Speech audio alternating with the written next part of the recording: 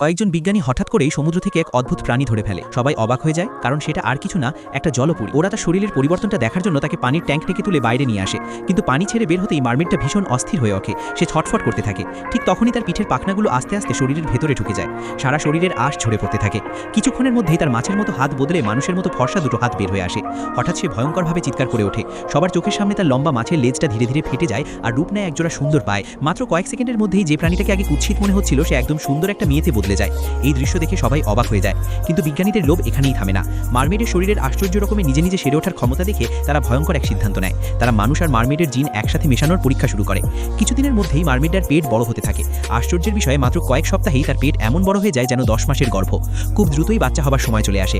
বিজ্ঞানীরা আনন্দ আর উত্তেজনায় অপেক্ষা করতে থাকে, কিন্তু বাচ্চা জন্মানোর পর সবাই থমকে যায়। মারমেড বাচ্চাটা একেবারেই চুপচাপ, কোনো কান্না নেই, উল্টো তার গায়ের চামড়া খসে পড়তে থাকে। বোঝা যায় বাচ্চাটার অবস্থা খুব খারাপ। সব বুঝে ফেলে মারমেড মা। সে বুঝতে পারে এই জায়গায় তার সন্তান বাঁচবে না। কেউ কিছু বলার আগে আরেকজন তথাকথিত বাবার বাধা না শুনেই সে তার সন্তানটাকে কোলে তুলে নেয়। তারপর এক মুহূর্ত পিছনে না তাকিয়ে সোজা সমুদ্রের দিকে হেঁটে যায়। আর সন্তানের জীবন বাঁচাতে সে আবার ফিরে যায় নিজের আসল ঘরে, গভীর সমুদ্রে।